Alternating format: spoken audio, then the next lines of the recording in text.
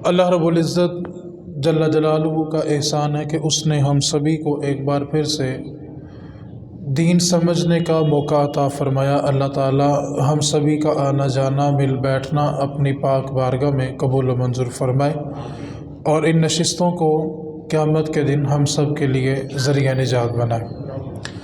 اللہ تعالیٰ نے سورۃ المنافقون آیت نمبر 8 میں ارشاد فرمایا، وَلِلَّهِ الْعِزَّةُ وَلِرَسُولِهِ وَلِلْمُؤْمِنِينَ، کہ عزت اللہ کے لیے، اس کے رسول کے لیے اور ایمان والوں کے لیے ہے۔ وَلَكِنَّ الْمُنَافِقِينَ لَا يَعْلَمُونَ، لیکن منافق لوگ جانتے نہیں ہیں۔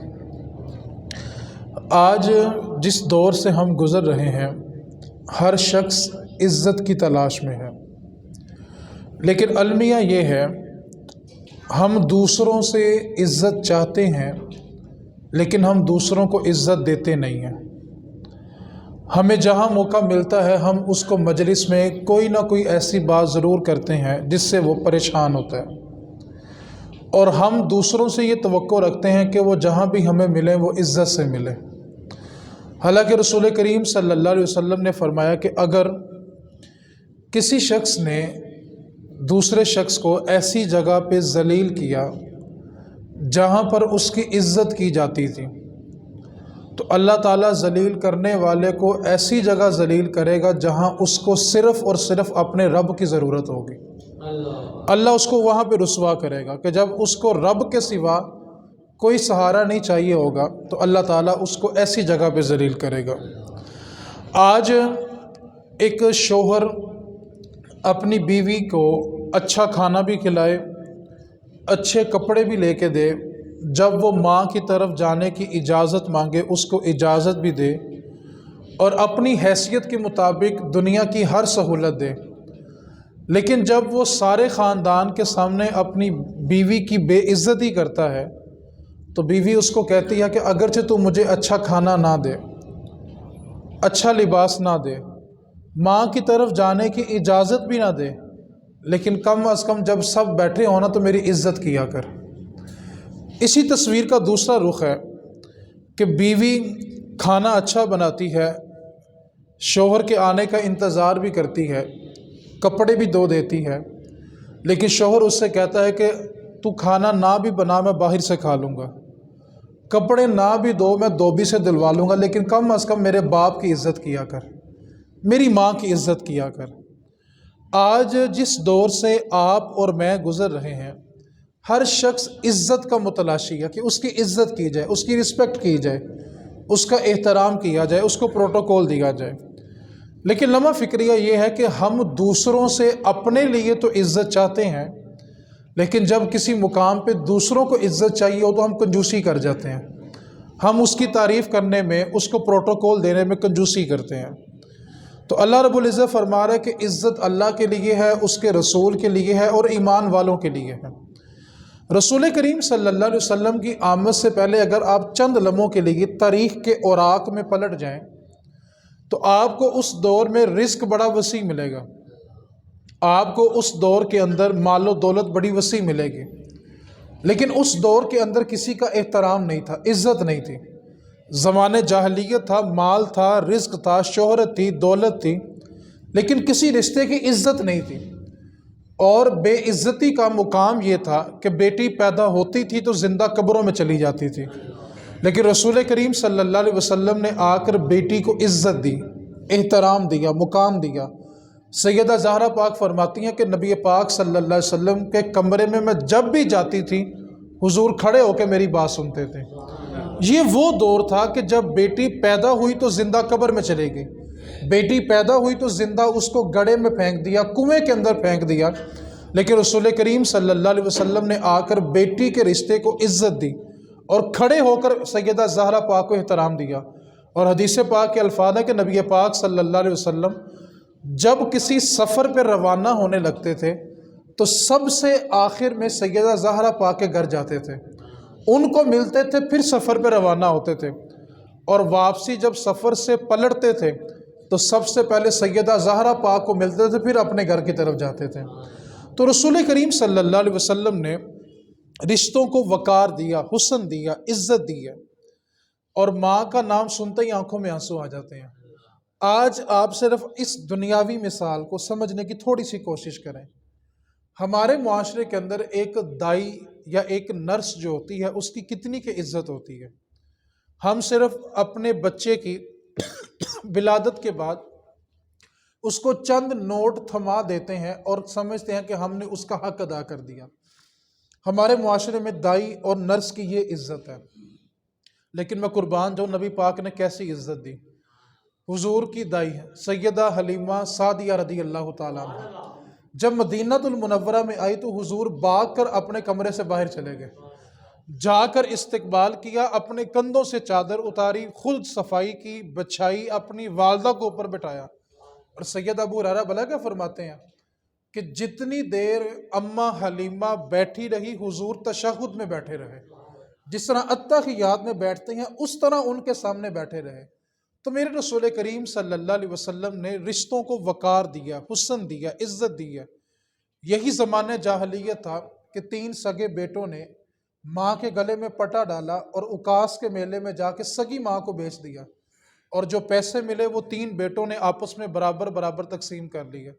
لیکن رسول کریم صلی اللہ علیہ وسلم نے آ کے ماں کے رشتے کو وہ وقار دیا کہ 7 آسمانوں کے اوپر سدرۃ المنتہا کے پاس جو جنت تھی نا وہی اٹھا کے ماں کے قدموں کے نیچے رکھ دی۔ ایک حسن دیا، ایک عزت دی کہ رشتوں کو وقار کیسے دینا ہے، دوستوں کو وقار کیسے دینا ہے، عزت کیسے دینی ہے، احترام کیسے دینا ہے۔ آپ اور میں ہر جگہ عزت کے متلاشی ہیں کہ ہم جہاں جائیں ہماری عزت کی جائے۔ تو اس کا ایک ہی نسخہ ہے کہ جہاں پر آپ جائیں پہلے جا کے دوسروں کی عزت کریں۔ اور اگر آپ چاہتے ہیں نا کہ کوئی آپ کے لیے اپنا دل اچھا کر لے، اس کا ایک طریقہ یہ بھی ہوتا ہے کہ جب وہ مجلس میں آئے تو اس کے لیے جگہ بنائیں۔ آپ اس کے لیے بیٹھنے کی جگہ بناتے ہیں، رب اس کے دل میں آپ کی جگہ بنا دیتا ہے۔ تو آپ دوسروں کو عزت دیں، وقار دیں، حسن دیں، رشتوں کا حسن بڑھائیں۔ لیکن ہم نا آج کل کسی محفل میں بیٹھتے ہیں تو ہم کوشش کرتے ہیں کہ ہم ایسی بات کریں جس سے میری عزت ہو اور سامنے والا جو وہ کمزور پڑ جائے۔ دوسروں کو عزت دینا شروع کریں۔ نبی پاک صلی اللہ علیہ وسلم کا انداز دیکھیں، حضور نے کس طرح دل جوئی کی، کس طرح محبت کی، کس طرح پروٹوکول دیا۔ نبی پاک صلی اللہ علیہ وسلم کی بارگاہ میں چند خواتین حاضر ہوئی، آ کر پہلا سوال یہ کیا کہ یا رسول اللہ ہمارا تو نقصان ہی نقصان ہے اور مرد ہم سے آگے نکل گئے ہیں۔ جیسے آج بھی کچھ خواتین کا یہ نعرہ ہے کہ جی مرد ہم سے آگے نکل گئے ہیں اور ہم پیچھے رہ گئی ہیں۔ یہی سوال چند خواتین نے آ کے رسول کریم صلی اللہ علیہ وسلم کی بارگاہ میں کیا کہ ہمارا تو نقصان ہی نقصان ہے، ہم مردوں سے پیچھے رہ گئی ہیں اور مرد ہم سے آگے نکل گئے ہیں۔ نبی پاک صلی اللہ علیہ وسلم نے ان سے پوچھا بتاؤ تمہارا کیا نقصان ہے؟ اب پہلا سوال ان کا سنیے گا۔ خواتین کہنے لگی یا رسول اللہ ہمارا پہلا نقصان یہ ہے کہ ہر مہینے میں چند دن ایسے آتے ہیں کہ ہم نماز نہیں پڑھ سکتی، اور مرد نماز پڑھتے ہیں ان کے سجدے زیادہ ہیں اور مرد ہم سے آگے نکل گئے ہیں، اور یہ ہمارا نقصان ہے۔ دوسرا نقصان ہمارا یہ ہے کہ کسی بھی جگہ اگر گواہی کی ضرورت پڑ جائے، شہادت کی ضرورت پڑ جائے، مرد جا کے گواہی دیتا ہے تو اس کی گواہی پوری کی پوری تسلیم کی جاتی ہے، لیکن ہم خواتین جب کسی مقام پر جا کے گواہی دیتی ہیں تو ہماری گواہی کو آدھا شمار کیا جاتا ہے، یہ بھی ہمارا نقصان ہے۔ اب خواتین دل برداشتہ تھی، پریشان تھی، لیکن رسول کریم صلی اللہ علیہ وسلم نے سنیے گا کس طرح عزت دی، پروٹوکول کس طرح دیا۔ میرے نبی پاک صلی اللہ علیہ وسلم پہلے تھوڑا سا مسکرائے، فرمایا سنو تمہارا شکوہ یہ ہے کہ مرد ہم سے آگے نکل گئے ہیں اور تم پیچھے رہ گئے ہو کہ تمہارے سجدے کم ہیں، تمہاری گواہی کم ہے۔ سنو، جب اللہ تعالیٰ کسی عورت کے پیٹ میں بچہ پیدا کرتا ہے، ابھی بچہ اس کے پیٹ میں ہوتا ہے، ایک مجاہد تلوار لے کے جہاد میں لڑ رہا ہوتا ہے نا، تو گھر میں بیٹھی خواتین اس سے افضل ہو جاتی ہیں۔ اگلا جملہ بڑا قابل توجہ ہے، اور میرے نبی پاک صلی اللہ علیہ وسلم نے فرمایا کہ جب شہید ہوتا ہے نا، اس کے جسم سے بھی خون کا پہلا قطرہ نکلتا ہے، اور پہلا قطرہ بھی زمین پہ نہیں گرتا، شہید کا ایک قدم زمین پہ دوسرا جنت میں ہوتا ہے۔ اب نبی پاک صلی اللہ علیہ وسلم کے الفاظ سنیں، میرے رسول کریم نے فرمایا تمہارا یہ شکوہ ہے کہ مرد جہاد کرتے ہیں ہم سے آگے نکل گئے ہیں۔ سنو، جب کوئی ماں بچے کو جنم دیتی ہے، جنم دیتے وقت اس ماں کو جو اذیت ہوتی ہے اس کو وہ برداشت کرتی ہے، تو میرے نبی پاک نے فرمایا جہاد کر کے شہید ہونے والا اگر ایک پلڑے میں رکھا جائے تو بچے کو جنم دینے والی ماں اس سے زیادہ افضل ہو جاتی ہے۔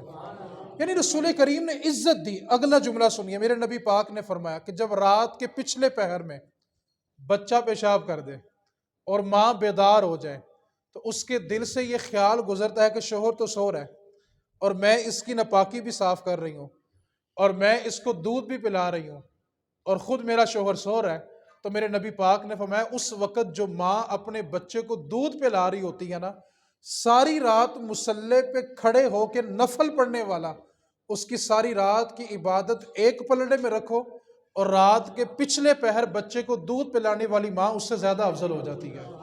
تو رسول کریم صلی اللہ علیہ وسلم نے ایک حسن دیا، ایک وقار دیا، ایک عزت دی ہے۔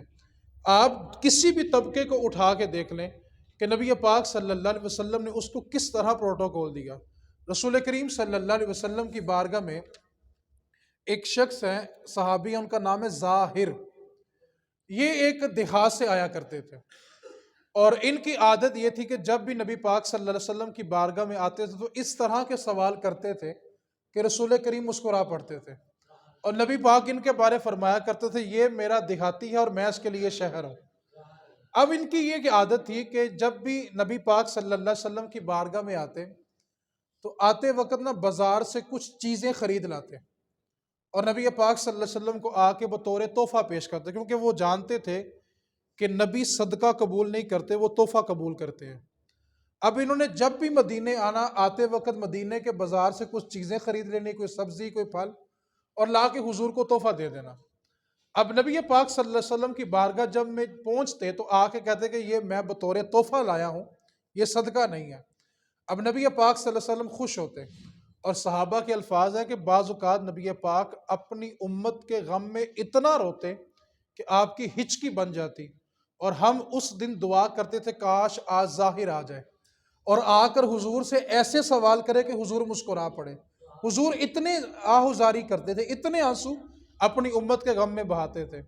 انہوں نے آنا مدینے سے کوئی پھل خریدنا، کوئی سبزی کی، کوئی بھی کھانے والی چیز لینی اور حضور کو لا کے تحفہ دے دینا۔ حضور نے وہ چیز خود بھی کھانی، صحابہ کو بھی کھلانی، اور جب چیز کھا کے فارغ ہوتے نا تو حضرت ظاہر کہتے یا رسول اللہ میں ادھار لے کے آیا تھا، پیسے بھی دے دینا۔ تو نبی پاک نے کہا کہ میں نے تمہیں کہا تھا میرے لیے لے کے آؤ، تو آگے سے عرض کرنے لگے کھائی تو آپ نے ہی ہے نا، تو جب کھائی آپ نے تو پیسے بھی آپ کے دیں۔ تو نبی پاک بعض اوقات عثمان غنی کو، بعض اوقات طلحہ بن حارث کو، بعض اوقات جناب صدیق کو کہتے کہ جاؤ جا کے اس کے پیسے بھی دے کے آؤ۔ تو نبی پاک صلی اللہ علیہ وسلم نے اب سنیے گا عزت کس طرح دی۔ اب یہی ہیں صحابی ہیں، اور صحابہ کہتے ہیں کہ شکل و صورت کے لحاظ سے دیکھا جائے تو کوئی اتنا حسن نہیں تھا، لیکن ایک دن بازار میں کھڑے تھے کہ نبی پاک صلی اللہ علیہ وسلم ان کے پیچھے سے گئے اور جا کے آنکھوں پہ ہاتھ رکھ لیے۔ دیکھیں کتنا وقار ہے، امام الانبیاء ہیں۔ آج جس کو دو چار لوگ سلام کریں اس کا سلام لینے کا انداز بگڑ جاتا ہے، وہ ہاتھوں کو یوں رکھتا ہے کہ بس لوگ بوسہ ہی دیتے رہے، جیسے اس کے ہاتھ کو فالج ہوا ہو، وہ صرف ایسا رکھے گا کہ سلام کرنے کا طریقہ بدل گیا۔ حالانکہ صحابہ کہتے ہیں جب ہم حضور سے سلام کرتے تو جب تک ہم اپنا ہاتھ نہیں نہ چھڑاتے تھے حضور ہمارا ہاتھ ہی نہیں چھوڑتے تھے، جتنی دیر ہم چاہتے اتنی دیر حضور سلام کرتے۔ آج انداز بدل کے ہاتھوں کو یوں لٹکا دے سے فالج زدہ ہوتے ہیں، آئی جاؤ بوسے دے ہی جاؤ۔ حالانکہ رسول کریم نے آداب سکھائے ہیں، حسن سکھایا ہے، عزت سکھائی ہے۔ اب یہ کھڑے ہیں تو حضور نے پیچھے جا کے نا آنکھوں پہ ہاتھ رکھ لیا، پوچھا بتاؤ کون ہوں، جیسے ہم پوچھتے نا بتاؤ بھی بوجھو میں کون ہوں۔ اب ظاہر کے الفاظ سنیں، کہنے لگے یا رسول اللہ، پہلے تو اپنی کمر تھوڑی پیچھے کی اور حضور کے سینے سے زور سے رگڑی۔ حضور پیچھے کھڑے ہیں، علم نشرہ کا سینہ ہے، اب یہ اپنی کمر رگڑ رہے ہیں، اور رگڑتے رگڑتے کیا کہنے لگے یا رسول اللہ آپ تو 7ویں گلی سے گزرے تو خوشبو بتاتی ہے کہ محمد گزرے ہیں، اور میرے پیچھے کھڑے ہو کے مجھ سے پوچھتے کہ میں کون ہوں۔ اب نبی پاک صلی اللہ علیہ وسلم نے ان کے کندھے پہ ہاتھ رکھا اور فرمایا یہ میرا غلام ہے، کون اس کو خریدنا چاہتا ہے، کون اس کو خریدے اور آزاد کر دے۔ تو عرض کرنے لگے یا رسول اللہ میری کون قیمت لگائے گا، نہ حسن ہے، نہ کوئی کام ہے، نہ آداب ہیں، کوئی ہنر بھی نہیں ہے، میری قیمت کون لگائے گا؟ تو سنیے نبی پاک نے کیسی عزت دی۔ فرمایا اے زاہد، تیری کوئی قیمت لگائے نہ لگائے، اللہ اور اس کے رسول کے دربار میں تیری قیمت لگ چکی ہے، تیری عزت بن چکی ہے۔ ہم دیکھیں تو صحیح نبی پاک صلی اللہ علیہ وسلم کس طرح پروٹوکول دے رہے ہیں، عزت دے رہے ہیں، لیکن ہم چاہتے ہیں کہ ہمیں عزت دی جائے اور بدلے میں ہم کسی کو عزت نہ دیں۔ آپ جب تک دوسروں کو عزت نہیں دیں گے، آپ کو عزت کا تلاش کرنے کا حق نہیں بنتا۔ آپ دوسروں کو عزت دینا شروع کر دیں، اللہ تعالیٰ اس کے بدلے میں آپ کو ضرور عزت دے گا۔ نبی پاک صلی اللہ علیہ وسلم ایک دن اپنے حجرہ نور میں داخل ہوئے اور جلدی میں تھے، کسی چیز کو تلاش کر رہے تھے، اور باہر حجرے کے باہر کوئی شخص آپ کا انتظار بھی کر رہا تھا۔ اب نبی پاک صلی اللہ علیہ وسلم اتنے حشاش بشاش ہیں، اتنے خوش ہیں، سیدہ عائشہ اس حدیث کو روایت کرتی ہیں، عرض کرتی ہیں یا رسول اللہ آج آپ بڑے خوش ہیں۔ اب نبی پاک صلی اللہ علیہ وسلم نے اپنی مطلوبہ چیز لی اور واپس حجرے سے باہر جانے لگے، تو سیدہ عائشہ الصدیقہ رضی اللہ تعالی عنہا دروازے پہ کھڑی ہو گئی، عرض کرنے لگی میں نے تو کوئی نہیں جانے دینا۔ فرمانے لگے عائشہ باہر بندہ میرا انتظار کر رہا ہے۔ دیکھیں نا حضور کس طرح پروٹوکول دے رہے ہیں، کس طرح دل جوئی کر رہے ہیں۔ آج ہمارے مزاج کے خلاف بچہ صرف آواز نکال لے تو جب تک اس کو 7 نسلیں یاد نہ کروائیں ہمیں سکون نہیں ملتا۔ حضور نے میں عائشہ باہر بندہ میرا انتظار کر رہا ہے، کہا میں نے کوئی نہیں جانے دینا۔ پھر فرمایا کہ عائشہ بندہ میرا منتظر ہے، میں نے اس کو سامان دینا، مجھے جانے دو۔ اب سیدہ عائشہ عرض کرنے لگی یا رسول اللہ پہلے بیٹھ کے میری بات سنیں، مجھے پورے 10 منٹ چاہیے، بیٹھے میری بات سنیں۔ نبی پاک صلی اللہ علیہ وسلم بیٹھ گئے، باہر بندہ انتظار کر رہا ہے، حضور بیٹھے ہوئے ہیں۔ جب حضور بیٹھ گئے نا تو سیدہ عائشہ صدیقہ رضی اللہ تعالی عنہا عرض کرنے لگی یا رسول اللہ میرے والد ابو بکر نے کہا تھا عزت دیکھیے گا عزت کیا چیز ہوتی ہے، اور ہم جیسوں کو عزت حضور دے کتنا بڑا شرف ہوگا۔ عرض کرنے لگی یا رسول اللہ میرے والد ابو بکر نے مجھ سے کہا تھا کہ جب کبھی تم حضور کو خوش دیکھو نا اپنی اور میری بخشش کی دعا ضرور کروانا۔ یا رسول اللہ پہلے یہاں پہ بیٹھے میری اور میرے والد کی بخشش کی دعا کرے پھر باہر جانے دوں گی۔ رسول کریم نے اپنے ہاتھوں کو بلند کیا، پہلی دعا کیا کی؟ اے اللہ عائشہ اور اس کے باپ کو عزت کی زندگی عطا فرما۔ اگلا جملہ فرمایا اے اللہ عائشہ اور اس کے باپ کے حساب میں آسانی فرما۔ پھر کیا عرض کی؟ اللہ تو ایسا نہیں کرتا کہ ان دونوں کو بغیر حساب کے جنت عطا فرما۔ اب سیدہ عائشہ نے جب یہ دعا سنی تو اتنا روئی، حدیث کے الفاظ ہیں کہ آپ کا دوپٹہ مبارک سارا آنسوؤں سے تر ہو گیا، اور حضور اٹھ کے جانے لگے تو پھر خود مڑ آئے، آگے پوچھا عائشہ اگر تو خوش ہے تو چلا جاؤں، اگر اب تو راضی ہے تو میں چلا جاؤں؟ اور عائشہ سن تو اپنے لیے بخشش کی دعا سن کے کتنا خوش ہوئی ہے۔ اے عائشہ سن میں اپنے ہر امتی کے لیے دن میں 2 مرتبہ یہی دعا مانگتا ہوں۔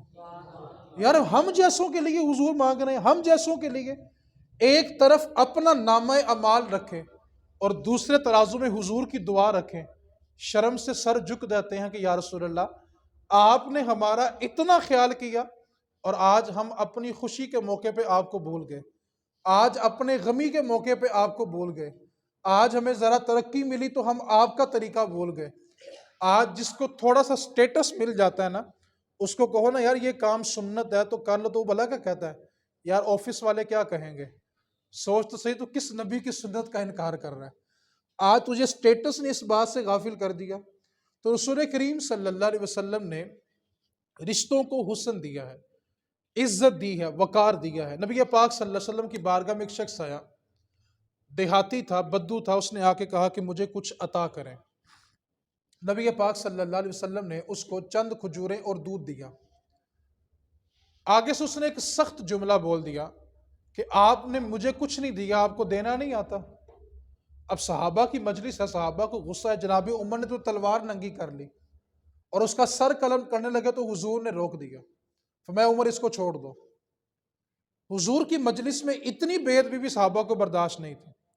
نبی پاک صلی اللہ علیہ وسلم اس کو اپنے ساتھ اپنے گھر لے کے رات اس کو اپنے پاس ٹھہرایا اور اس کو اتنا عطا کیا کہ اس کے یہ الفاظ تھے اتنا نہ دیں کہ مجھ سے اٹھایا بھی نہ جائے، اتنا دیا۔ اور کہنے لگا کہ واللہ میں نے بڑے بڑے سخی دیکھے ہیں لیکن محمد جیسے سخی نہیں دیکھا۔ اب جب اس نے یہ جملہ کہا تو نبی پاک صلی اللہ علیہ وسلم نے اس سے فرمایا کہ تو ایسا کر، صبح جب مجلس لگے گی صحابہ آئیں گے تو رات کو جو تو نے جملہ بولا تھا نا، صحابہ کے دل پہ بڑا مشکل گزرا ہے، تو جو بات تو نے مجھے کہی ہے نا کہ محمد اتنا دیتے ہیں جتنا کوئی اور نہیں دیتا، تو تم ایسا کرنا کہ یہی جملہ صحابہ کی مجلس میں کہنا، اور جا کر ان کو بتانا کہ نبی پاک نے مجھے اتنا عطا کیا، تاکہ وہ خوش ہو جائیں، رات کا ان کا دل زخمی ہے، تو جا کے ان کو یہ خوشی کی خبر سنانا۔ اب صبح مجلس رسول لگتی ہے، صحابہ حاضر ہوئے، نبی پاک صلی اللہ علیہ وسلم نے اس بدو کو بھی بلایا، دیہاتی کو بلایا۔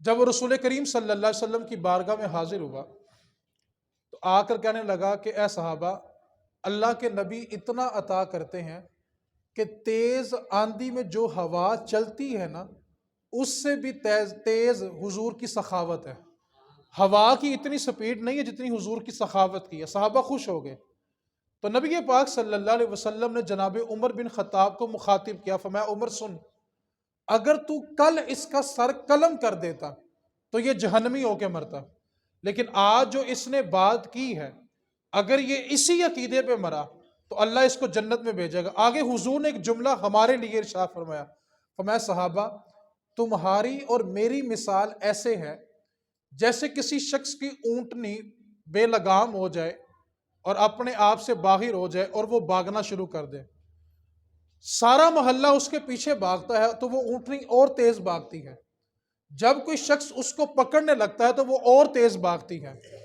اور وہ سارے محلے کو پیچھے لگا کے آگے آگے بھاگ رہی ہوتی ہے کہ اچانک اس اونٹنی کا اصل مالک آ جاتا ہے، اور وہ آ کے ایک ہی جملہ کہتا ہے، سارے پیچھے ہو جاؤ، سارے پیچھے ہٹ جاتے ہیں۔ وہ زمین سے تھوڑا سا چارہ اٹھاتا ہے، اس اونٹنی کو اشارہ کرتا ہے، اونٹنی آتی بھی ہے، اس کے پاؤں پہ سر جھکاتی بھی ہے، چارہ بھی کھاتی ہے، اور وہ بڑی آسانی کے ساتھ اس کو نکیل ڈال دیتا ہے، اور جب نکیل ڈال لیتا ہے تو پھر وہ سارے محلے سے کہتا ہے کہ دیکھو، میں نے اس کو نکیل بھی ڈال لی، اب میں اس پہ سوار ہو کے جا بھی رہا ہوں۔ اب رسول کریم نے یہ ساری مثال دی تو آخر میں فرمایا صحابہ دیکھو، جب وہ اونٹنی کا مالک اس پہ سوار ہو کے چلا تو اس نے کہا دیکھو اونٹنی میری ہے تو قابو کرنا بھی مجھے آتا ہے، اے صحابہ تمہاری اور میری مثال بھی ایسے ہے کہ یہ امت میری ہے، قابو کرنی بھی مجھے ہی آتی ہے، کہ اس امت کو سمجھانا کیسے ہے، اس امت کو چلانا کیسے ہے۔ آج ہم ذرا ذرا سی بات میں نا دوسروں کو بے عزت کر دیتے ہیں، رسول کریم نے رشتوں کو پروٹوکول دیا ہے، حسن دیا ہے، آج ہماری یہ حالت ہو گئی بڑی معذرت کے ساتھ، ہم نا دوسروں کے پیچھے لگ کے اپنوں کو ذلیل کر لیتے ہیں، اور ہم یہ سمجھنا شروع ہو گئے یار اپنے نالوں تو غیر چنگے ہوندے نے، یہ ہمارا رویہ تھوڑا غلط ہو گیا۔ آخر ہم نے آج یہ تلاش کرنا ہے کہ آخر ایسا رویہ کیوں بنایا گیا۔ عرب کے اندر ایک کہاوت ہے کہ عرب کے اندر جب بارات جاتی تھی تو وہ روٹی بنا کے نا الٹے توے کی جو روٹی ہوتی ہے وہ بڑی سی ہوتی ہے، اس کو بنا کے اس کے اندر گوشت بھر کے نا، تو جس طرح آج کے دور میں وہ شاورما نہیں بناتے، اس طرح نا وہ روٹی کے اندر گوشت لپیٹ کے براتیوں کا استقبال کیا کرتے تھے۔ اب ایک دفعہ ایسا ہوا کہ ایک عربی تھا، ایک عربی تھا، اس کے ہاں بارات آ گئی، اور بارات کچھ اہتمام سے زیادہ آ گئی۔ اب اس نے اپنے ساتھیوں کو بلایا اور مشورہ کرنے لگا کہ بارات زیادہ ہے اور جو ہم نے اہتمام کیا وہ کم ہے، تو اب کوئی ایسا طریقہ سوچا جائے کہ عزت بھی رہ جائے اور کام بھی چل جائے۔ تو ایک دوست تھا اس کا، اس نے اس کو مخلصانہ مشورہ یہ دیا کہ ایسا کرو، جتنا گوشت تیار ہے اتنا تو روٹیوں کے اندر لپیٹو، اور جو براتی غیر آئے ہیں ان کو کھلاؤ، اور جو اپنی برادری ہے، اپنے رشتہ دار ہیں، ایسا کرو کہ روٹی کے اندر روٹی رکھ کے لپیٹ دو، اپنے ہیں وہ کھا کے خاموش ہو جائیں گے اور ہمارا نظام بھی چل جائے گا اور عزت بھی بچ جائے گی۔ اس کو مشورہ اچھا لگا، اس نے گوشت والا نظام بنایا جتنا بن سکا، اور جب گوشت ختم ہو گیا تو اس نے روٹی کے اندر روٹی رکھی، اس کو لپیٹ کے اسی طرح بنایا، غیروں کو اس نے گوشت تقسیم کر دیا اور اپنوں کو روٹی تقسیم کر دی۔ اپنوں میں سے ایک اس کا بھائی، چچا زاد بھائی تھا، وہ کھڑا ہوا اور کہنے لگا او واللہ میری روٹی کے اندر تو گوشت ہی نہیں ہے۔ تو اس نے کہا مجھ سے غلطی ہوگی کہ میں نے آپ کو اپنا سمجھ لیا، مجھ سے غلطی ہو گئی کہ میں آپ کو اپنا سمجھتا رہا۔ سادہ لفظوں میں رشتہ دار بھلا کسے کہتے ہیں؟ اگر کوئی مجھ سے پوچھے کہ رشتہ دار کی تعریف کیا ہے، میری ذاتی رائے یہ ہے رشتے دار اس کو کہتے ہیں جو آپ پہ پردہ ڈال دے، جو آپ کو کج دے، جو آپ کا پردہ نہ کھولے وہی آپ کا سگا ہوتا ہے، اور جو کسی مجلس میں آپ کا پردہ کھول دے وہ آپ کا ہو ہی نہیں سکتا، کیونکہ رسول کریم نے رشتے بنائے کس کے لیے ہیں کہ وہ ایک دوسرے کے اوپر پردہ ڈالیں۔ تو اس نے کہا مجھ سے غلطی ہوگی کہ میں آپ کو اپنا سمجھتا رہا، آپ رکیے میں آپ کو گوشت والی روٹی لا کر دیتا ہوں۔ تو رشتہ داری ہمیشہ عزت مانگتی ہے، احترام مانگتی ہے، وقار مانگتی ہے، حسن مانگتی ہے۔ اگر ہم چاہتے ہیں کہ معاشرہ ہماری عزت کرے تو ہم کو چاہیے کہ ہم دوسروں کی عزت کریں، وہ رشتہ کسی بھی صورت میں ہو۔ یا رسول کریم صلی اللہ علیہ وسلم جب فتح مکہ کر لیا تو قرآن کہتا ہے کہ فوج در فوج لوگ مسلمان ہونے لگے، 10,000 کا مجمع ہے، مسجد نبوی بڑی ہوئی ہے۔ آج کسی کے استقبال پہ 100 بندہ کھڑا ہو جائے نا تو ساری رات اس کو نا خوشی سے نیند نہیں آتی۔ حالانکہ یہ جو لوگ سٹیجوں کے بیٹھنے والے ہیں نا ان کے لیے بڑی قابل توجہ بات ہے۔ میرے رسول کریم صلی اللہ علیہ وسلم نے فرمایا، یہ خاص طور پہ مولویوں کے لیے بھی ہے، سیاستدانوں کے لیے بھی ہے، آج جن کو یہ چس پڑ گئی ہے، چسکا پڑ گیا، جن کو یہ ہوس پڑ گئی ہے کہ ہم جائیں تو لوگ ہمارے استقبال میں کھڑے ہو جائیں، میرے رسول کریم صلی اللہ علیہ وسلم نے فرمایا جو شخص اپنے دل میں یہ خیال رکھے کہ میں جاؤں تو لوگ میرے لیے کھڑے ہو جائیں، فرمایا وہ اپنا ٹھکانہ جہنم سمجھے۔ آج یہ عجیب تماشا ہمارے ہاں شروع ہو گیا، حالانکہ رسول کریم اس کو جہنم کی بشارت دے رہے ہیں کہ جس کے دل میں یہ خیال بھی ہے کہ میں جاؤں تو لوگ میرے استقبال کے لیے کھڑے ہو جائیں۔ اب یہ کیا ضابطہ ہوا کہ نبی پاک صلی اللہ علیہ وسلم 10,000 کا مجمع ہے، اور حضور جب عشاء کی نماز پڑھانے کے لیے حجرے سے باہر آئے تو ساری مسجد نبوی صحابہ کی بری ہوئی صحابہ کھڑے ہو گئے، اور حضور کی آنکھوں سے چھما چھم آنسو بہنے لگے۔ حضرت ابو ہریرہ فرماتے ہیں کہ نبی پاک صلی اللہ علیہ وسلم اتنے درد سے روئے کہ آپ کے سینے سے آوازیں نکلنے لگی، اتنی ہچکی بند گئی۔ نبی پاک صلی اللہ علیہ وسلم نے نماز پڑھائی، اور جب رخصت ہونے لگے تو جناب صدیق آگے بڑھے، عرض کرنے لگے یا رسول اللہ آپ کے رونے کا سبب سمجھ نہیں آیا۔ تو میرے رسول کریم صلی اللہ علیہ وسلم نے فرمایا اے ابو بکر، آج جب میں اپنے حجرے سے نکلا اتنا بڑا لشکر تمہارا دیکھا تو میرا دل اس لیے ہلکا پڑ گیا، آنسو اس لیے نکل آئے، کاش آج محمد کی ماں زندہ ہوتی اور وہ دیکھتی کہ آج محمد کس شان سے ہے۔ اے ابو بکر، میں نے اپنی ماں کا وہ دور دیکھا ہے جب جسم ڈانپنے کے لیے لباس پورا نہیں تھا، آج اس لیے رو پڑا کاش آج محمد کی ماں زندہ ہوتی اور میں عشاء کی نماز پڑھا رہا ہوتا، سورۃ الفاتحہ پڑھ چکا ہوتا، ثنا پڑھ چکا ہوتا، اور میری ماں حجرے سے پردہ ہٹا کے کہتی ابنی محمد، اے میرے بیٹے محمد بات تو سن۔ تو ابو بکر میں نماز کو چھوڑ کے پہلے ماں کی بات کو سننے کے لیے چلا جاتا۔ یار حضور نے ایک عزت دی ہے، اور عزت کا مقام انداز دیکھیں کیا ہے۔ ملک شام سے ایک شخص آیا حضور سے ملنے کے لیے، الفاظ دیکھے گا کہ حضور کس طرح کمزور لوگوں کو عزت دیتے ہیں۔ آج جس کا سٹیٹس ہم سے مل جائے ہم اس کی عزت کرتے ہیں، اور جس کا سٹیٹس ہمارے معیار پہ پورا نہ اترے اس کی مثال میں یوں دیا کرتا ہوں کہ سگا بھائی ہو لیکن اگر وہ رکشہ چلانے والا ہے نا تو ہم بڑی تقریب میں اس کا تعارف بھی نہیں کراتے کہ یہ میرا سگا بھائی لگتا، کیونکہ وہ رکشہ چلاتا ہے، وہ ریڑھی چلاتا ہے، ہم اس کو بھائی سمجھ کے اس کا تعارف نہیں کراتے۔ اور جو ذرا گاڑی سے اترتا ہے دور کا بھی رشتہ نہ ہو تو ہم کہتے ہیں یہ ہمارے انکل لگتے ہیں۔ ہم نے یہی رشتوں کو وقار دیا، یہ انسانوں کو وقار دیا۔ ملک شام سے بندہ آیا، حضور کے دروازے پہ آ کے کھڑا ہو گیا، نبی پاک نے فرمایا کہ اندر آ جاؤ۔ الفاظ سنیے گا، الفاظ کتنا درد ہے ان جملوں کے اندر۔ عرض کرنے لگا کہ میں نہیں جانتا کہ آپ کے دربار کے آداب کیا ہیں، ایسا نہ ہو کہ میں آپ کی مجلس میں آ جاؤں کوئی بے ادبی نہ کر بیٹھوں، اس لیے اس ڈر سے میں آپ کی مجلس میں نہیں آ رہا، اور میں اس لیے دروازے پہ کھڑے ہو کے آپ سے سلام عرض کر کے بات کرنا چاہتا ہوں۔ حضور نے کس طرح عزت دی، توجہ سے میری طرف دیکھیے گا۔ حضور اپنے ممبر سے اترے اور گھٹنوں کے بل زمین پہ بیٹھ گئے، اور جملہ بلا کے ارشاد فرمایا تو ڈر نہ، تو اس بندے سے مل کر آیا ہے جس کی ماں گوشت کے خوش ٹکڑے کھا کے گزارا کیا کرتی تھی، جس کی ماں نے گوشت کے خوش ٹکڑے کھا کے مجھے پالا ہے نا، تو اس بندے سے ملنے آیا ہے۔ یار یہ کون کہہ رہا ہے جو اشارہ کریں تو چاند 2 ٹکڑوں میں تقسیم ہو جائے؟ یہ وہ فرما رہے ہیں کہ اشارہ کریں تو ڈوبا ہوا سورج واپس پلٹ آئے۔ یار یہ وہ محبوب کہہ رہے ہیں کہ تو اس ماں کے بچے سے ملنے آیا ہے جس کی ماں نے گوشت کے خوش ٹکڑے کھا کے گزارا کیا ہے۔ حضور نے اپنے آپ کو اس انداز میں لا کے ہمیں تعلیم دی کہ تم نے ایک انسان کی عزت کیسے کرنی ہے، اس کا وقار کیا ہے، اس کا احترام کیا ہے، اس کا حسن کیا ہے، رشتوں کا حسن بتایا۔ مدینے میں ایک خاتون ہے جس کو سارا مدینہ کہتا ہے کہ اس کا ذہنی توازن ٹھیک نہیں ہے، یہ پاگل عورت ہے۔ رسول کریم کی بارگاہ میں دروازے پہ کھڑی ہو گئی، آگے کہنے لگی یا محمد صلی اللہ علیہ وسلم میری بات سنو۔ صحابہ نے عرض کی آقا یہ تو مجنون ہے، یہ پاگل ہے، آپ اس کی باتیں کیوں سنتے ہیں؟ تو نبی پاک صلی اللہ علیہ وسلم نے فرمایا بتاؤ تمہیں کیا کام ہے؟ اس عورت نے کہا یہاں بات نہیں کرنی ہے، اکیلے میں کرنی ہے۔ اب نبی پاک صلی اللہ علیہ وسلم اس کے پیچھے پیچھے ہیں، وہ آگے آگے چل رہی ہے۔ آپ مدینے کی عرب کی صحرا کی تپتی دھوپ دیکھیں، آپ وہاں پہ کھڑے نہیں ہو سکتے۔ آج تو پھر ہر سہولت مل گئی نا، 14 صدیاں پیچھے جا کے دیکھیں، جب صحرا ہوگا اور تپتی دھوپ ہوگی، تپتی ریت ہوگی، وہ مجنون عورت جا کے ریت کے ایک ٹیلے کے اوپر بیٹھ گئی اور حضور سے کہنے لگی بیٹھو۔ حضور تپتی دھوپ کے اندر ریت کے ٹیلے کے اوپر بیٹھے۔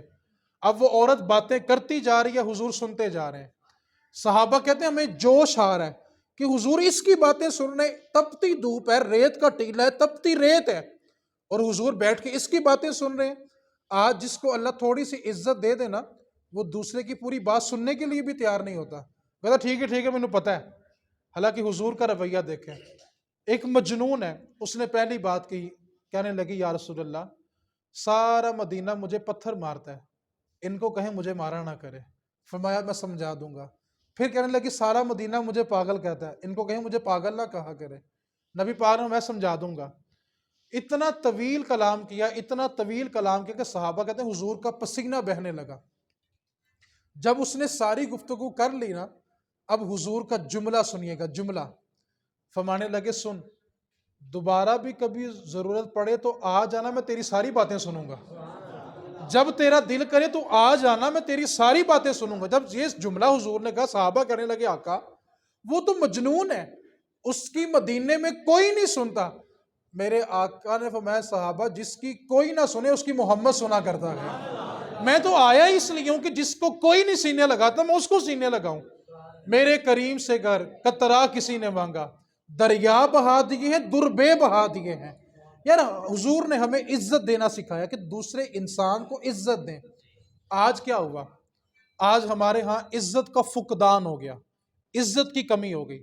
آپ چاہتے ہیں کہ اگر آپ کی معاشرے میں عزت کی جائے تو اس کے لیے آپ کو عزت کرنا پڑے گی۔ ہم چاہتے ہیں کہ ہم جس مجلس میں جائیں، خاندان کے جس گھر میں جائیں، ہمیں پروٹوکول ملے، ہمیں عزت ملے۔ اور جب آپ کے گھر میں کوئی آئے اور اگر آپ اس کو عزت نہ دیں تو پھر آپ کو یہ حق نہیں بنتا کہ آپ کسی دوسرے سے عزت کے متلاشی ہوں۔ اس واسطے آج جس دور سے ہم گزر رہے ہیں، آج لوگوں نے سیاست کے پیچھے لگ کے ایک دوسرے کی عزت کو اچھالنا شروع کر دیا۔ خدا کا واسطہ دے کے کہتا ہوں یار ایک دوسرے مسلمان کی عزت نہ اچھالیں۔ رسول کریم کا فرمان سنیں، میرے نبی پاک نے فرمایا کہ کسی سے کوئی گناہ سرزد ہوا اور پھر اس بندے نے اس گناہ سے سچی توبہ کر لی، سچی توبہ کرنے کے بعد اگر کسی نے اس کو اس گناہ کا تانا دیا تو تانا دینے والا تب تک نہیں مرے گا جب تک خود وہ گناہ نہ کر لے۔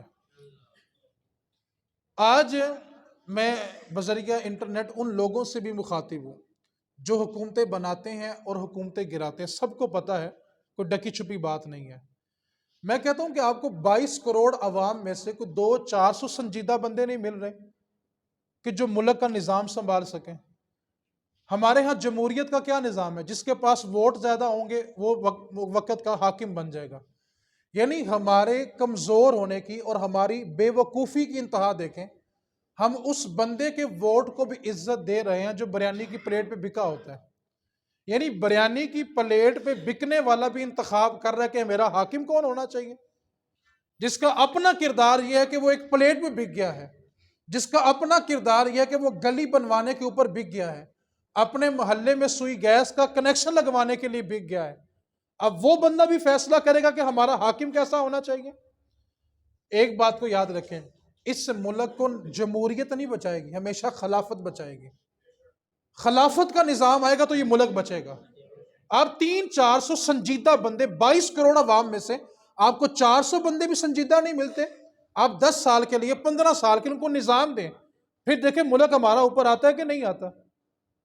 آج ہمارے اوپر جو لوگ مسلط کیے گئے، ایک تو وہ ہمارے نامہ اعمال کی وجہ سے ہیں۔ حجاج بن یوسف کا آپ نے نام سنا ہے، 1,00,000 مسلمان اس نے اپنے ہاتھوں سے قتل کیے ہیں۔ کعبے کے صحن میں اس نے صحابہ کو ذبح کیا ہوا ہے۔ حجاج بن یوسف اتنا ظالم بادشاہ گزرا ہے، کعبے کا خطیب تھا، جمعہ کعبے کے اندر پڑھاتا تھا۔ تو حضرت حسن بصری بھلا کیا فرماتے تھے کہ اگر گزشتہ امتوں کے سارے ظالم جمع کر لیے جائیں اور ایک پلڑے میں رکھ دیے جائیں اور اس امت کے حجاج بن یوسف کو دوسرے پلڑے میں رکھ دو تو یہ اکیلا سب کے اوپر باری ہے۔ اتنا بڑا ظالم۔ اس سے کسی نے کہا کہ تم نے جناب عمر کا بھی زمانہ دیکھا ہے، تو تم عمر بن خطاب جیسے حاکم کیوں نہیں بن جاتے؟ تو اس نے 2 جملوں میں ہمیں سمجھایا، ہمیں اس نے کہا کہ تم ابو ذر بن جاؤ، میں عمر بن خطاب بن جاتا ہوں، جیسی رعایا ہوگی ویسے اس کے حاکم ہوں گے۔ آج ہم اپنا سودا رشتہ داری کی بیس پہ کر دیں، لو جی مینو فلاں رشتہ دار نے کیا سی، میں نے تو اس کے لیے ووٹ دے دیا تھا۔ یار آپ اپنا حاکم انتخاب کر رہے ہیں اور آپ ایک چیز کے پیچھے بک کر وہاں پہ انتخاب کر رہے ہوتے ہیں۔ آج لوگ ووٹ کو عزت دینے کی بات کر رہے ہیں، کاش اس سے آدھی بھی ایک دوسرے انسان کی عزت ہو۔ آپ انسانوں کو عزت دینے کی بات کر رہے ہیں۔ اس واسطے آپ سے جو کہنا چاہتا ہوں، ان لوگوں کے پیچھے لگ کے ایک دوسرے کی عزت کو نہ اچھالیں۔ آج سوشل میڈیا اٹھا کے دیکھیں، ہر کوئی دوسرے کی عزت اچھال رہا ہے، دوسرے کو بے عزت کرنے کی کوشش کر رہا ہے۔ ایک بات کو یاد رکھیں، ہمارے اس طرح کے رویے سے کبھی بھی ہمارے ملک کا نظام ٹھیک نہیں ہوگا۔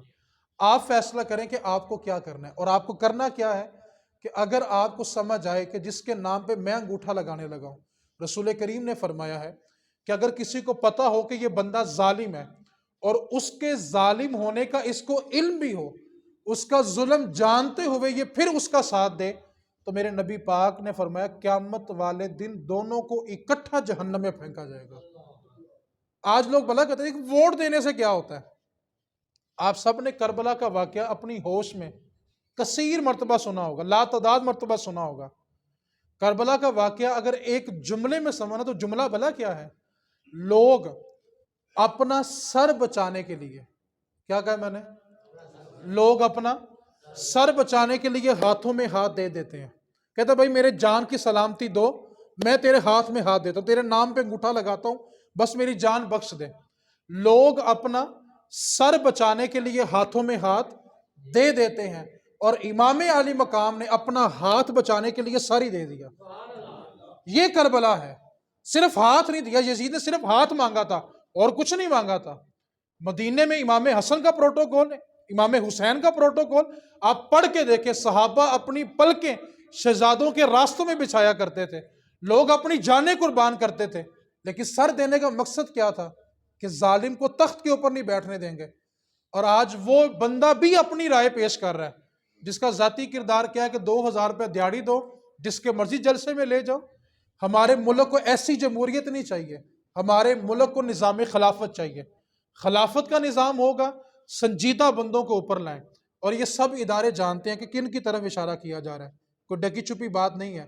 آپ کے ہاتھ میں اس وقت کمان ہے، خدا کا واسطہ دے کے آپ سے ہم ادب سے گزارش کرتے ہیں، خدا کے واسطے اپنے ملک کا سوچو، اپنے تعلقات کا نہ سوچو۔ آپ سے میری گزارش یہ ہے، ہمارا اختلاف جو سیاست کا ہے نا، وہ کسی حد پہ جا کے ختم ہونا چاہیے، اس سے آگے بڑھ کر اپنے پاکستان کا سوچیں۔ میں بڑی معذرت سے بات کرنا چاہتا ہوں، ہم ہر سٹیج پہ جا کے اپنے لیڈر کی سوچتے ہیں، پاکستان کا نہیں سوچتے۔ یار خدا کی قسم، یہ سبز حلالی پرچم لہراتا ہے نا، تو اس کے سائے تلے آپ سکون سے رہ رہے ہیں۔ آج یہ سبز حلالی پرچم نہ ہو تو پھر دیکھیں وہ ہندو ماتا آپ کا کرتا کیا ہے، وہ سکھ آپ کا کرتا کیا ہے۔ کبھی پاکستان کی تاریخ ہماری نسلوں کو پڑھائی تو جائے نا۔ آج پہلی سے لے کے 16ویں تک ہمارے بچوں کو پڑھایا کیا جا رہا ہے؟ نہ بچوں کو 2 قومی نظریے کا پتہ ہے، نہ پاکستان بنانے کی تاریخ کا پتہ ہے کہ پاکستان بنایا کیوں گیا ہے۔ آج صرف ایک چیز، بارڈر کی تار ختم کرو، سبز حلالی پرچم ختم کرو، پھر دیکھو تمہارے ساتھ ہوتا کیا ہے۔ آج آپ اور میں اگر اپنے گھر میں سکون سے سوتے ہیں نا، اور سوتے وقت ہمیں یہ خدشہ نہیں ہوتا کہ صبح جب میں نے اپنے گھر کا دروازہ کھولنا ہے تو سامنے کوئی سکھ ننگی تلوار لے کے کھڑا ہوگا۔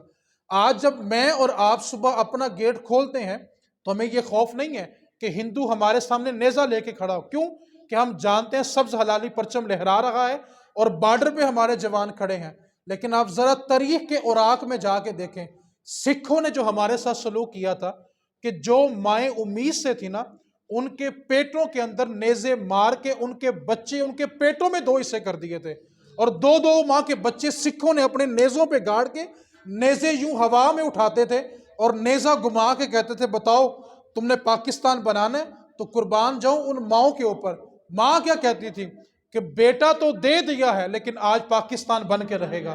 میں کہتا ہوں بریانی کی پلیٹ میں بکنے والا اس ماں کا سامنا قیامت والے دن کیسے کرے گا جس ماں نے اپنے پیٹ میں اپنے بچے کے 2 ٹکڑے کروائے ہوں گے؟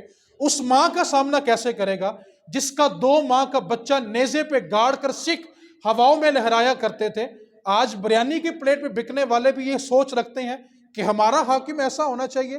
خدا کے واسطے سنجیدہ ہو جائیں۔ سیاست کا اختلاف ایک حد تک ہوتا ہے لیکن اس سے آگے بڑھ کے اپنے ملک کے لیے سوچیں۔ اگر ملک کے لیے نہیں سوچیں گے، ایک بات کو یاد رکھیں، کسی حاکم کے پاس بھی ایسا کوئی حاکم نہیں ہے کہ جس کے پاس ملٹی نیشنل ویزا نہ ہو۔ اللہ نہ کرے پاکستان پہ اگر مشکل وقت آیا تو سب سے پہلے ان لوگوں نے بھاگنا ہے، پیچھے آپ نے اور میں نے رہ جانا ہے۔ خدا کے واسطے آپس میں ایک دوسرے کی عزت نہ اچھالیں، آپس میں ایک بن کے رہیں، سیاست سے نکل کر اپنے پاکستان کا سوچیں۔ اس لیے ہمیں ایسی جمہوریت نہیں چاہیے جہاں پہ چند ہزار لوگ مل کر کسی بندے کو چن لیں اور پھر وہ 5 سال جو کچھ مرضی کرتا رہے۔ ہمیں نظام خلافت چاہیے جہاں پہ سنجیدہ لوگ بیٹھیں اور ہمارے پاکستان کی بات کریں۔ اللہ کریم کی بارگاہ میں دعا ہے اللہ تعالی ہمارے سبز حلالی پرچم کو قیامت کی صبح تک آباد رکھے، اور انشاءاللہ یہ سبز حلالی پرچم قیامت کی صبح تک لہراتا رہے گا۔ فیصل آباد کے سکھ کہہ کے گئے تھے جس دن پاکستان بنا تھا، ہماری فصلیں نہ کاٹنا، ہم خود آ کے کاٹیں گے۔ 75 سال ہو گئے ہیں، دوبارہ واپس نہیں آئے، اور انشاءاللہ قیامت کی صبح تک پاکستان کا پرچم لہراتا رہے گا۔ سیاست کا اختلاف ضرور رکھیں لیکن ایک دن آپ کو یہ سوچنا پڑے گا کہ میں نے اس سے آگے نکل کے اپنے پاکستان کا سوچنا ہے۔ دوسروں کو عزت دیں۔ رسول کریم صلی اللہ علیہ وسلم نے کائنات میں سب سے عظیم رتبہ پایا لیکن اس کے باوجود بھی انسانیت کو عزت دی ہے۔ آپ چاہتے ہیں کہ معاشرے میں آپ کی عزت ہو تو اس کے لیے آپ کو دوسروں کو عزت دینی پڑے گی۔ اللہ کریم ہم سب کو سمجھ کی توفیق عطا فرمائے۔ وما علینا الا البلاغ المبین۔